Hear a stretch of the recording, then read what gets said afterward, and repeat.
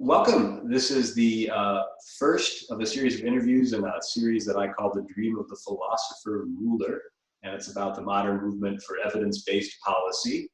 Our first guest is Jon Baron, who's the founder and past president of the Coalition for Evidence-Based Policy and now serves as vice president of evidence-based policy at Arnold Ventures, which is a nonpartisan philanthropic organization. And Mr. Baron will speak about his personal journey from receiving his master's degree in public affairs and a law degree to leading a movement for evidence-based policy. And then we'll talk more about the movement, what its goals are, how it's often confused with other things, and how different it is from efforts to incorporate evidence and wisdom into policy previously. So Jon, welcome. Thank you so much for coming and talking with us. Thanks very much. Thanks for inviting me. I'm glad to be here. So you, this was a little bit of a change of direction for you. You started along a more conventional path. You got a master's degree in public affairs and a law degree from Yale. But how much use did you make of the law degree? About 5 minutes worth.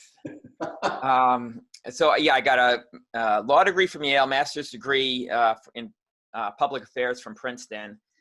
My heart was always in the public affairs part of it. I was more interested in problem solving through government and nonprofits and so on than in advocacy. So I was a summer associate at a law firm during law school, and that was the extent of my being an official lawyer.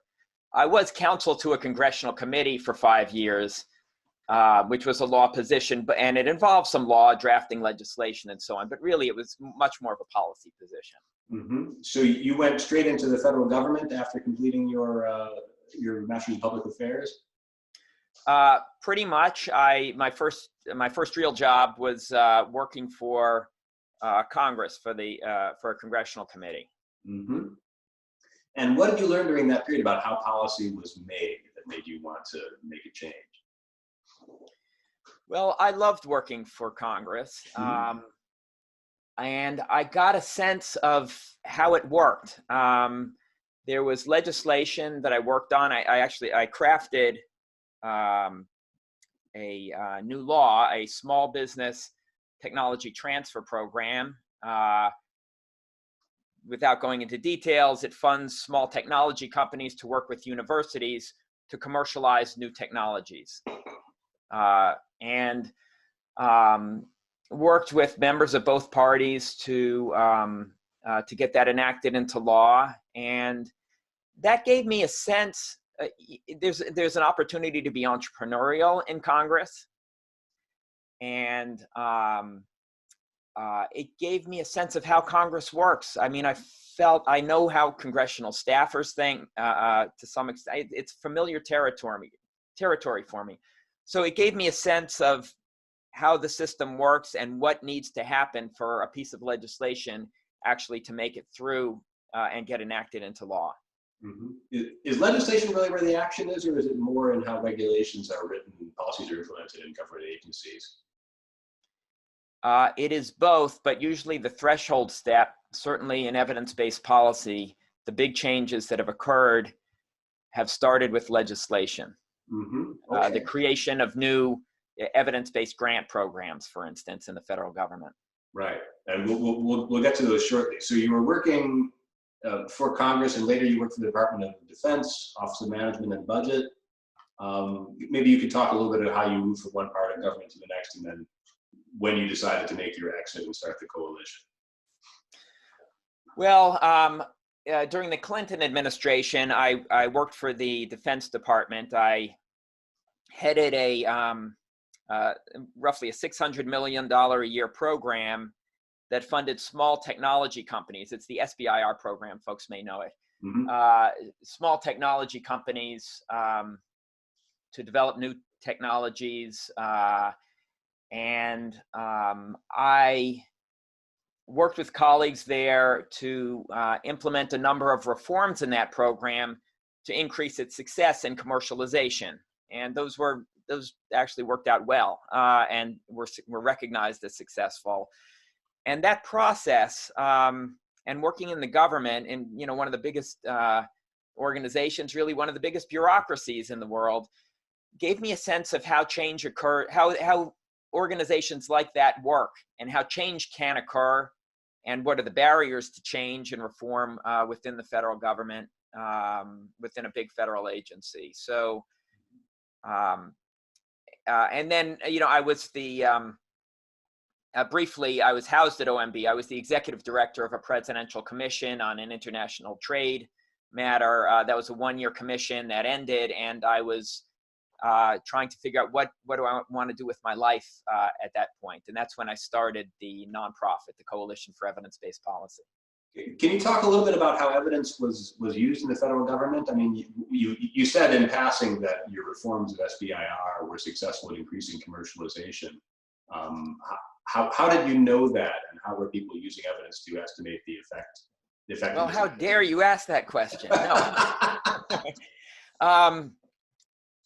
It's a good question. In fact, it's a great question.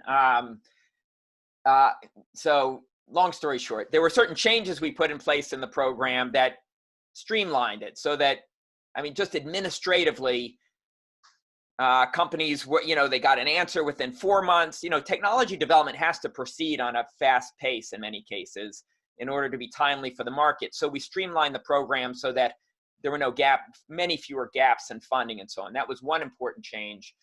The other change was that if we implemented a reform where if a venture capital firm or another company or another DoD program were to provide a little bit of seed money, matching money for the SBIR grant, then they would sort of go to the top of the pile. They would be given the highest priority for award. It was a way of incentivizing, focusing our funding on the true entrepreneurs who could obtain venture capital funding and so on. And there was an analysis that was done by the National Academy of Sciences that found that reform was very effective. Now, what I know now about how do you measure effectiveness, it was a comparison group study, and there were large effects.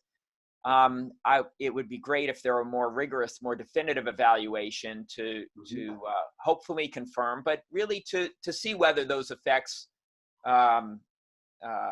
would hold up in a more definitive study. But at least there was preliminary or promising evidence that these reforms made a substantial difference in the rate of successful commercialization. Mm-hmm. So how in general did you see evidence being used in government at that time? I worked in a field, small business and small business technology development, where there were not many rigorous, scientifically rigorous evaluations. The best evaluations that were done were along the lines of the more preliminary or promising evidence, like I just described, the National Academy of Sciences study. It was not a field where there was a lot of talk back in those days about performance metrics. And the Government Performance Results Act, GPRA, had been passed recently in 1993. And so every agency had to report on their performance measures and outcomes and so on. But outcomes were not measured. They didn't think about measuring outcomes with respect to a good counterfactual, meaning either a closely matched comparison group or a control group. So those kinds of performance metrics cannot convincingly answer whether any improvement or any outcomes of a program would have happened anyway in the absence of the program. Right. So that was, I think, a great limitation in how evidence was thought about in my field at that time. And you're thinking about evidence, was it shaped by your training? I know your father was in medicine and had some thoughts on the standards of evidence that were in use at the time. Yeah. Well, there were fields of policy where more rigorous evaluations, including large randomized controlled trials, had been done, particularly in welfare to work. There were many studies like that in welfare and employment in the 1980s and 1990s. So it had been done. It had generated, clear answers and convincing answers, credible answers about which strategies were most effective in moving people from welfare to work. So I knew it could be done. It had been done in other fields. That, and you mentioned my father. My father was a research physician. He was at NIH for many years and then at the University of Texas Medical Branch in Galveston.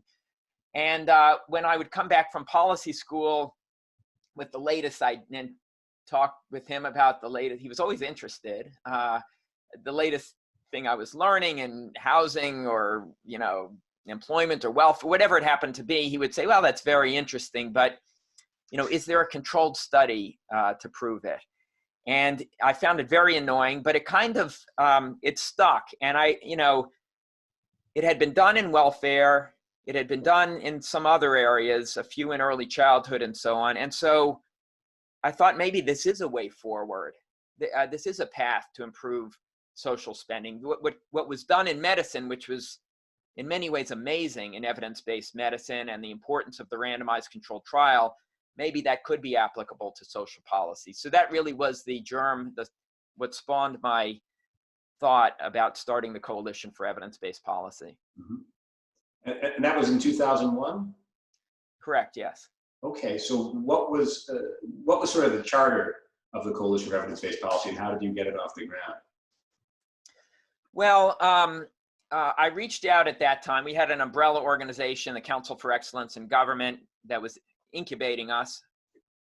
I reached out to some researchers and policy people who had been, I thought were like-minded, and asked if they would join our board of advisors. That included folks like Isabel Sawhill at the Brookings Institution and Ron Haskins at Brookings, and David Kessler, the former FDA commissioner, and Bob Solow, who's a Nobel laureate in economics.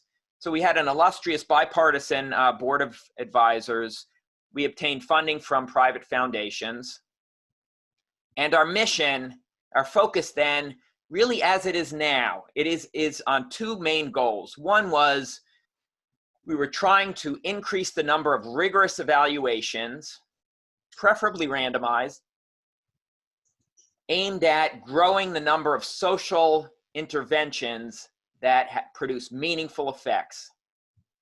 In other words, grow the body of social interventions that have strong evidence of important improvements in people's lives. That's number one.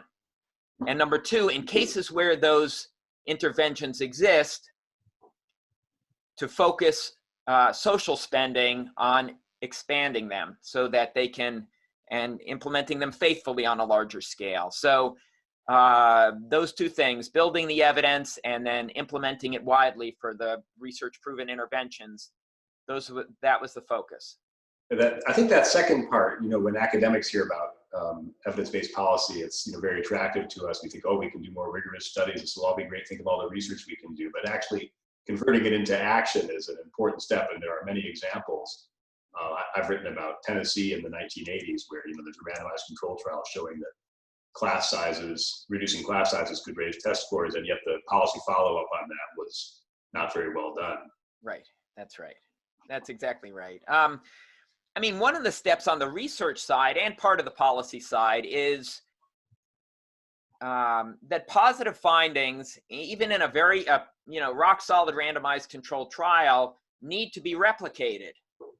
That's sort of the first step in moving it toward broader expansion, because sometimes, just by chance, sometimes spurious they're false positives. They can occur by chance.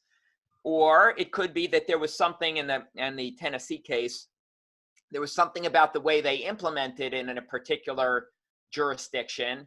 You don't know if they were to implement it in another jurisdiction, could they reproduce that same impact? So replication really is sort of the next step, and we fund now a lot of replication studies to see whether the initial positive finding can be reproduced in a new sample and a new jurisdiction.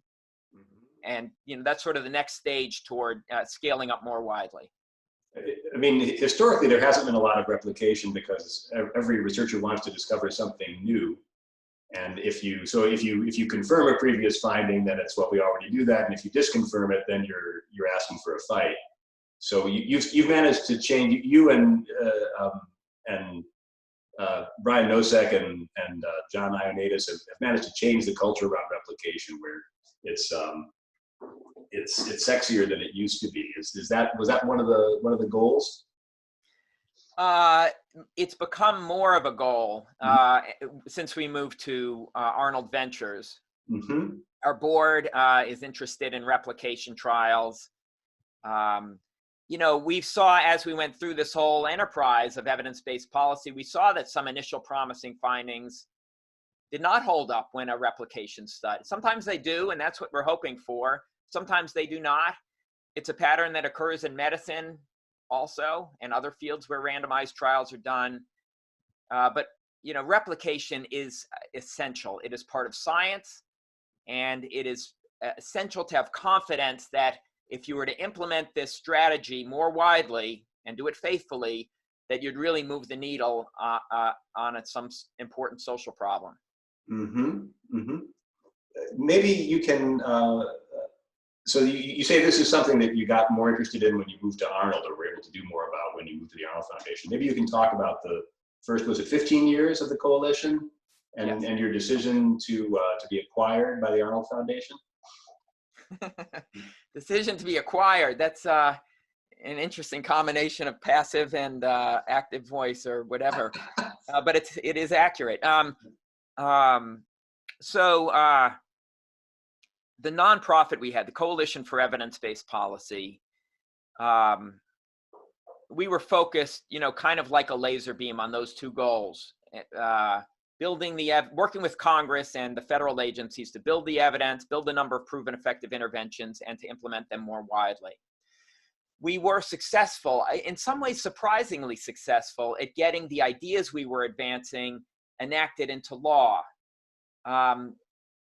Working closely with OMB and others in the Bush administration and with Congress.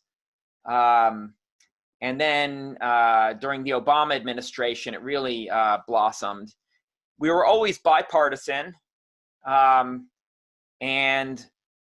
the first thing we said when we walked into, office of a member of Congress was that, we're nonprofit, nonpartisan. We have no financial interest in any of the ideas we're advancing. And that set us apart from almost everybody else walking the halls of Congress. And people came to trust us. Anyway, there were a number of ideas that we had developed that were enacted into law as evidence-based reforms. They include, for example, set-asides in the Second Chance Act. This was for prisoner reentry, a set-aside for rigorous evaluations, preferably randomized, to identify. This was put into legislation when that law was passed. That was back, I think, in 2007.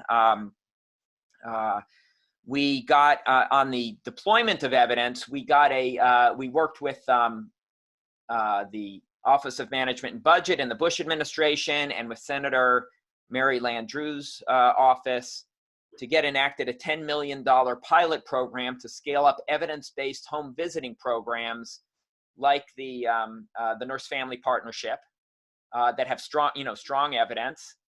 That was in early childhood. And then in the beginning of the Obama administration, that was implemented on a much wider scale. And we worked closely with the Obama administration to get enacted into law what are called a series of tiered evidence programs. And that's continued even into the Trump administration. Some new ones have been enacted.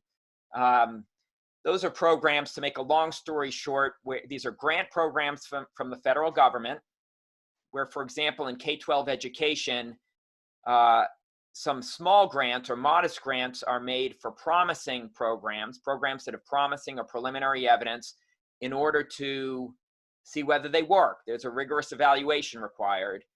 But then the largest grants, the big money, the expansion grants, go toward interventions, like the Nurse-Family Partnership, for instance, or others, or KIPP charter schools is one, where there is much stronger evidence. So the largest grants go toward the most evidence program interventions with the strongest evidence of the largest effects.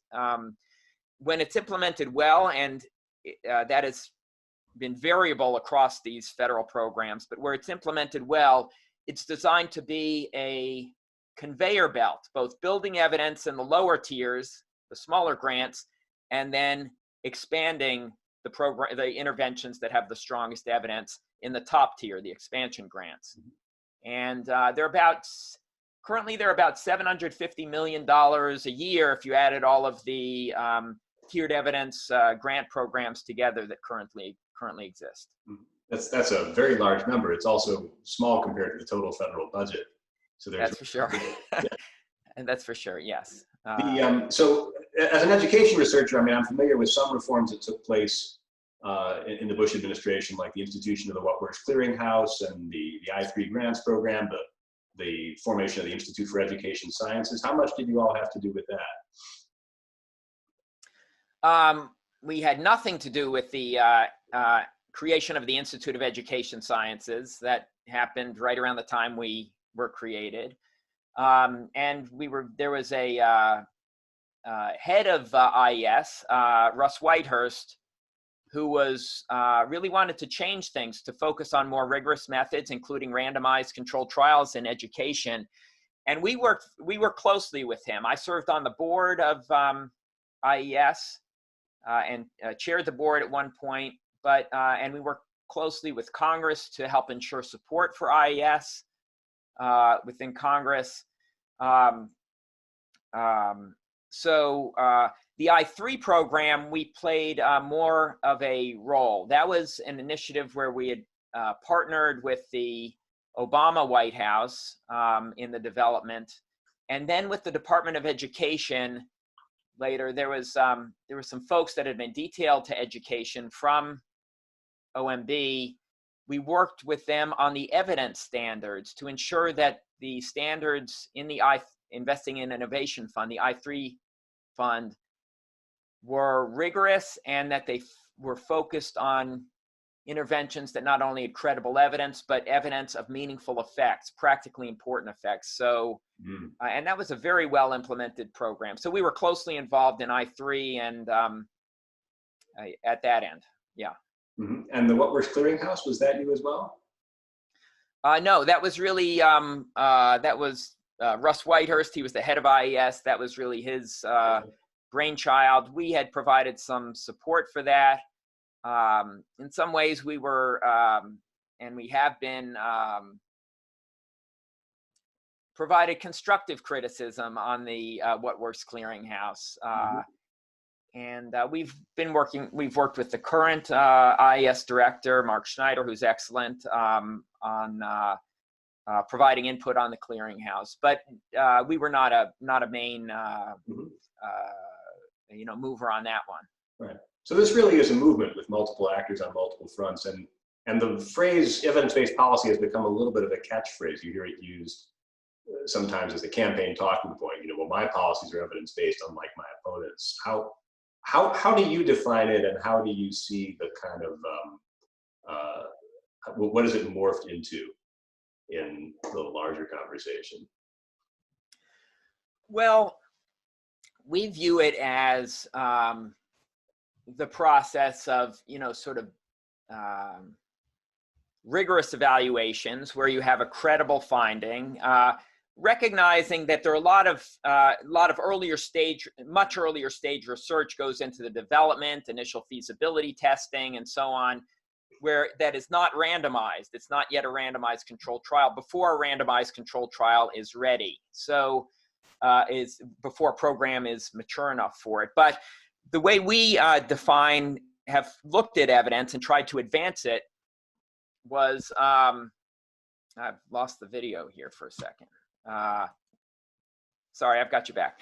The way we tried to advance it was through those two elements that I described: rigorous evaluations aimed at growing the number of programs that are backed by strong evidence, and then, fostering the wider expansion of faithful, wide-scale implementation of proven effective interventions. Now, at one point, I remember, in the beginning, we kind of had to explain to people what a randomized controlled trial was to folks at Office of Management and Budget and some of the staff there. We did workshops in some of the federal agencies.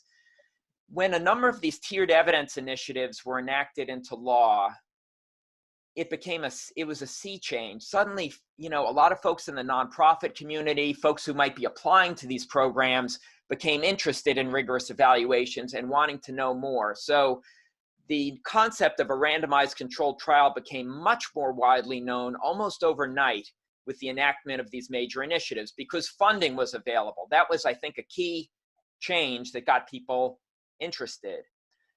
Over time, one of the things that has happened, as you noted, is that evidence-based has come, the word evidence-based has come to be slapped on, it appears in a lot of legislation and a lot of discussion. Sometimes it refers to data and evidence and very preliminary evidence and so on. And often it's when something is described as evidence-based, the evidence is really very preliminary in nature, or even unreliable in many cases. So it's taken on a wider meaning.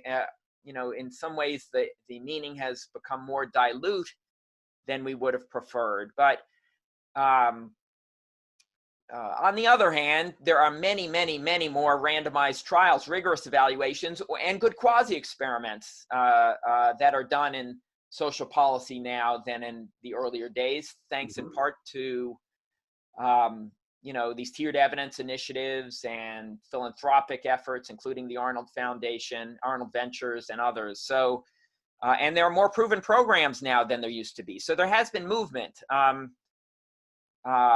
There's been, but yeah, the words evidence-based have come to, in some cases, become very watered down. Sometimes it is just lip service to evidence in some cases where it's been used.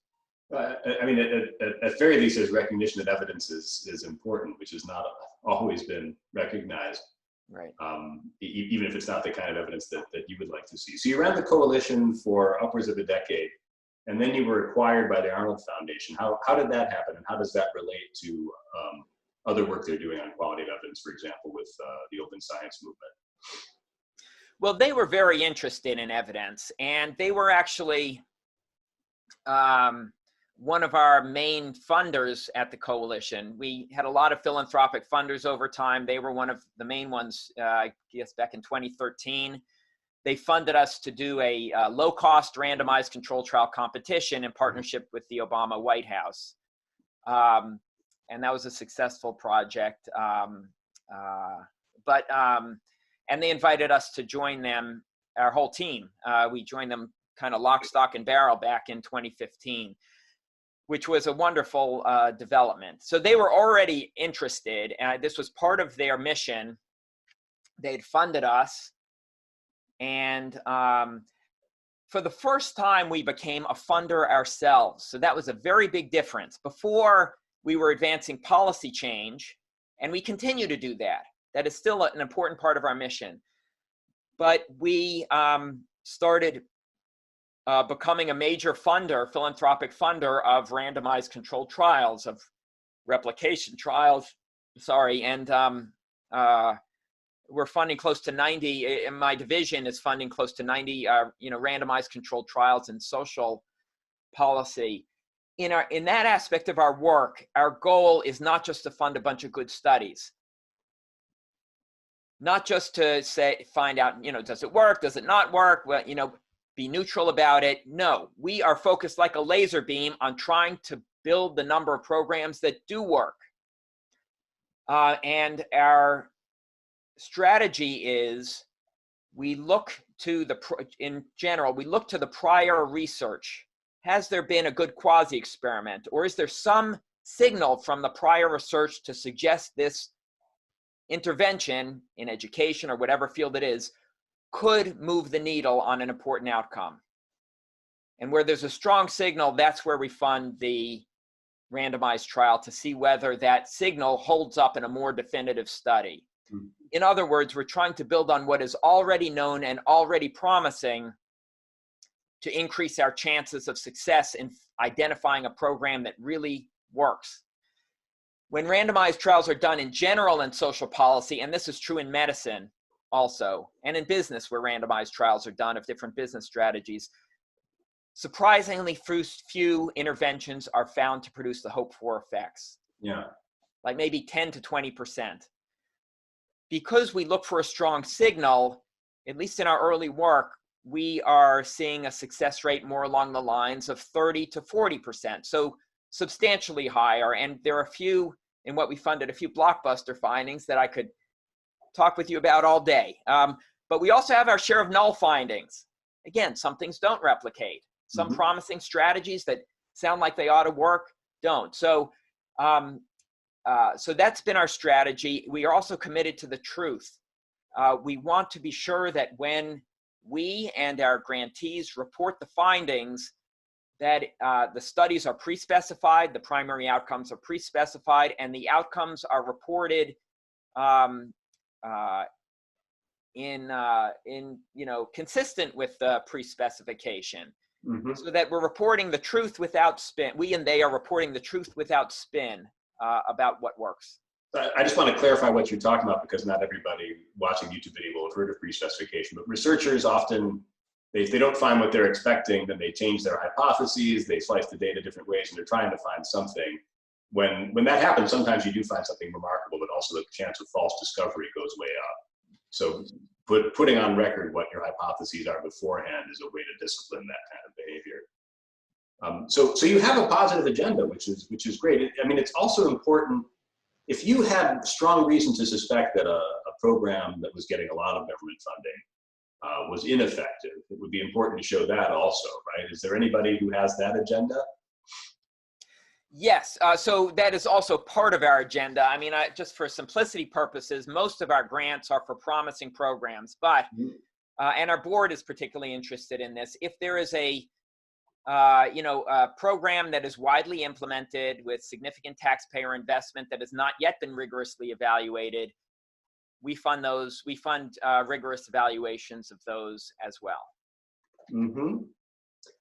So where do you see this movement as going? What are the long-term? I mean, you sort of talked about what the process is, and what are the long-term goals in terms of changing the sort of culture around how programs are funded?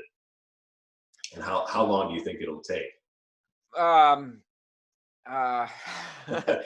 don't know, that last question, I don't know how to answer that, except to say a while. I think there has, based on some of the reforms that have occurred and the funding for rigorous evaluation that has taken place, there are a growing number, it's still relatively small, but a growing number of social interventions that have strong replicated evidence of meaningful impacts on people's lives. To give you one quick example, there's a program called ASAP, developed by the City University of New York. It provides academic and financial assistance to community college students that is targeted, and also requires the students to enroll full-time so they complete their degree efficiently.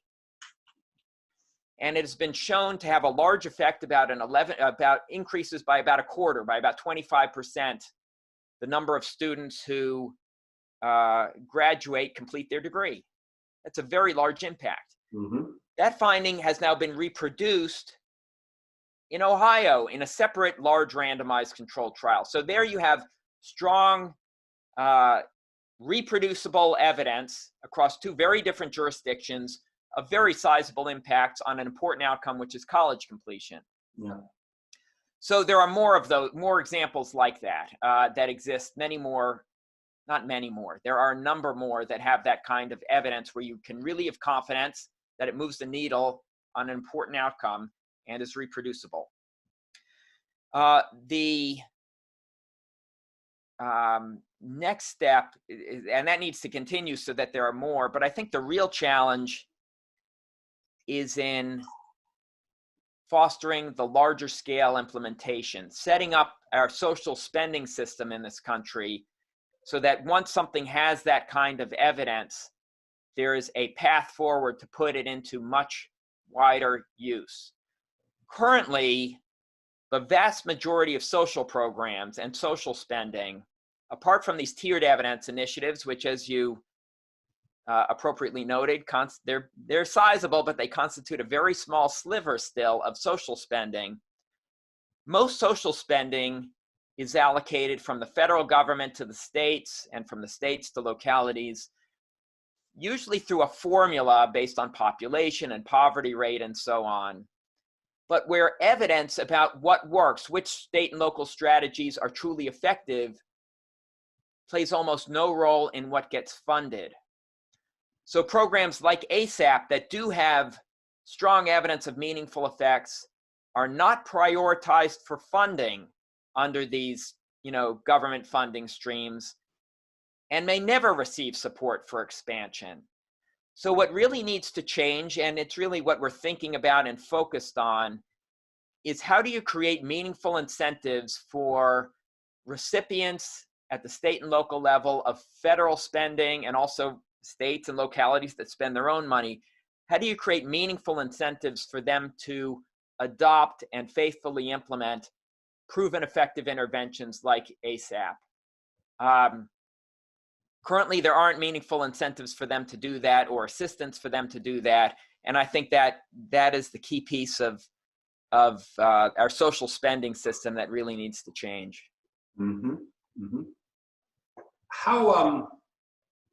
How new is this set of ideas? So, I mentioned Plato at the beginning, and of course, his idea of the philosopher ruler is only vaguely related to what we're talking about. But there's an essay that I assigned from 1969 by Donald Campbell called "Reforms as Experiments," where he talks about the need for rigorous evaluations of social programs, and he also talks about some of the barriers. He says that a program is launched with a promise that it's going to be successful quite often. And so evaluation is often not carried out, and when it is carried out, because the results are unpredictable, their results are often unwelcome. How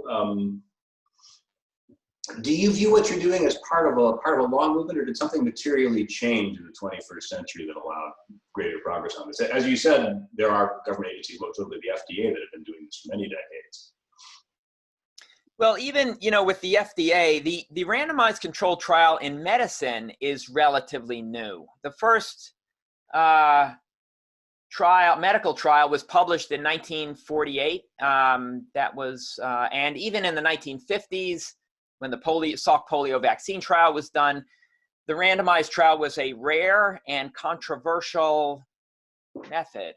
Mm-hmm. What changed in medicine, the sea change in medicine, was in the early 1960s when a law was passed, empowering the FDA to basically require 2 randomized controlled trials of a new drug or medical device before that drug could be put on the market, and that created a sea change in medicine.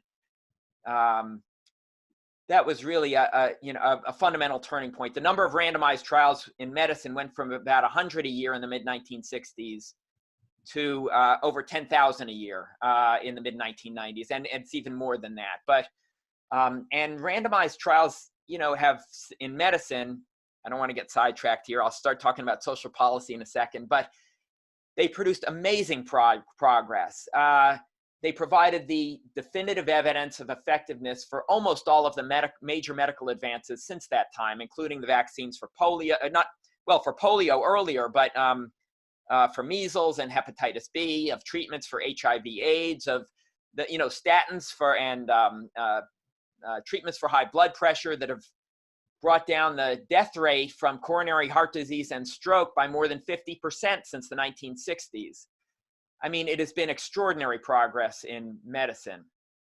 Now, in social policy, there were a few randomized experiments, small ones like the Perry Preschool Project starting in the 1960s, a few in the 1970s. In the 1970s and the 1980s, it was demonstrated that you could do large randomized controlled trials in real-world community settings in welfare and employment primarily. So the question about whether you could even do these kinds of studies and whether they would produce useful knowledge was answered then, at least in those fields. In the 2000s, what happened was, education Department of Education, as we discussed earlier, Institute of Education Sciences started funding a lot of rigorous evaluations randomized for the first time in education. Thanks to the tiered evidence initiatives and others, and also our work. The number of rigorous evaluations, randomized trials, kind of has exploded since that time. A lot of them in the beginning showed, I mean, the first 10 years of IES, close to 90% of the trials found that the treatment that was the educational intervention that was being tested in the treatment group did little or no better. The students did little or no better than the students in the control group who were doing what schools normally do. So there were a lot of disappointing findings. But what has happened over time, because of the sheer number of trials, and because there is more of an awareness of how challenging it is to find things that work, the body of proven effective interventions has grown. So that has been an important change in direction over time. There has been movement, the tiered evidence initiatives that I described, grant making, to infuse evidence in the grant making process in the federal government, at least in some select programs where credible evidence determines who gets which grantees get the largest awards. There's a long way to go. You said it in the beginning, taking everybody back to earth. Most social spending is not evidence-based. It goes out the door through other mechanisms. The tiered evidence initiatives are still just a toehold in social spending. But I guess taking the long view, the movement is clearly in the right direction.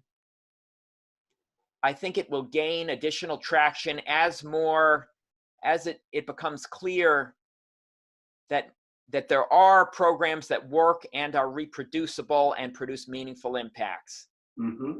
There's nothing that, concrete examples like that and more of them can help to make the case that an evidence-based policy offers a path to progress that spending as usual doesn't.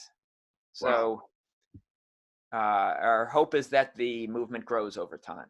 Well, that's well put. It's really inspiring what you've managed to do in what's still a relatively short period, about 20 years since you started working on this.